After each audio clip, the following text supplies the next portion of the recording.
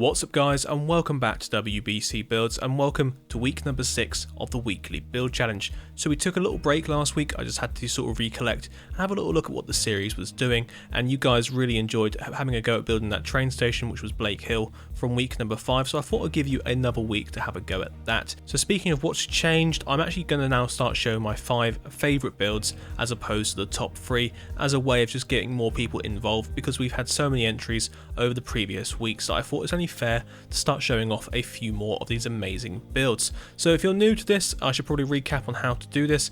You need to head on over to our Discord once you've been challenged by me to have a go at building something. Now once you're over in our Discord with your completed challenge, you need to go on over to the share your build section and you post in there with the tagline "I was challenged to build this," and that way I can go back through later on that week and have a look and see what was amazing, what was great and what I really liked, and I can share it, as I mentioned, in my 5 favourite builds at the end of the next week's video. So do make sure you stick around to see how the sort of previous 2 weeks went, and I can show you guys what everyone did with Blake Hall.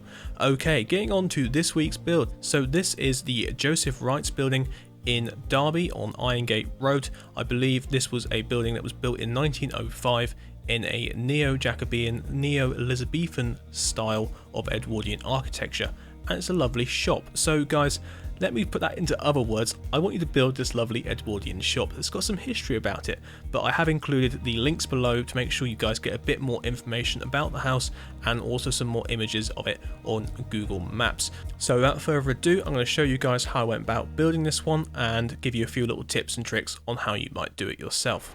So I'm back here in the same world that I started building these 4 Georgian shops in from week number 4.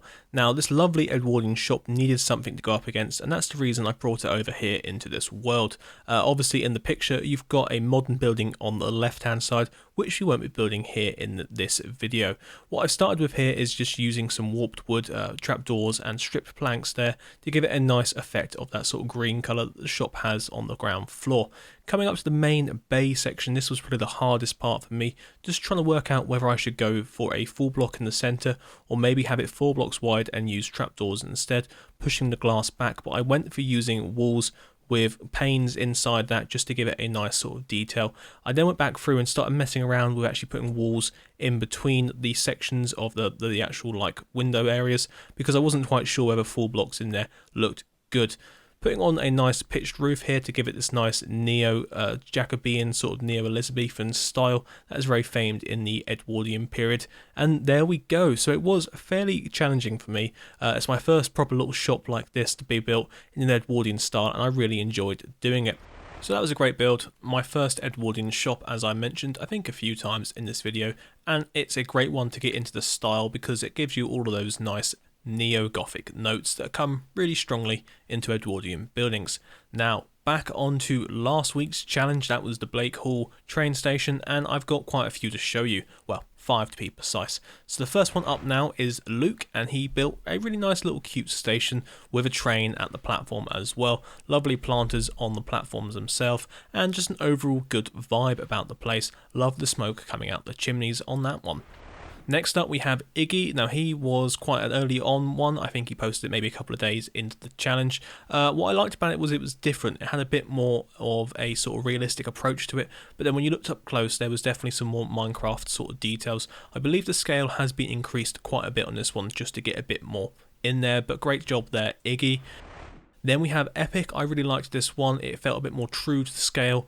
The only downside I did note was the trees were way too close to the tracks, but that is just an engineering sort of side of things. You don't want the trees setting on fire when you've got the steam trains going through, but apart from that, beautiful stuff. Okay, so number 4 we have Mateo, and what I liked about this one is it's simple, it's effective, it's got the fields around the outside as well to give it a bit more detail. Then you've got the nice little shelters over the benches on the platforms, as well as a curvy track going off into the distance. This does feel very much like the picture did. And then finally we have the Hyperboloid, who has done quite a nice rendition of it with a bridge over it as well. If you did go and look at some pictures about it, you knew there was a bridge in front of it that I managed to hide from you all. So guys, that was great fun, and I'm happy I gave you a bit longer to do it. In the future, I may revise doing how we do these weekly challenges. They may end up becoming bi-monthly or maybe even monthly challenges on the channel, but let me know in the comments below which one you would prefer. But anyway guys, I hope you enjoy having a go at building this, and remember, get inspired, get building, and I'll see you next time.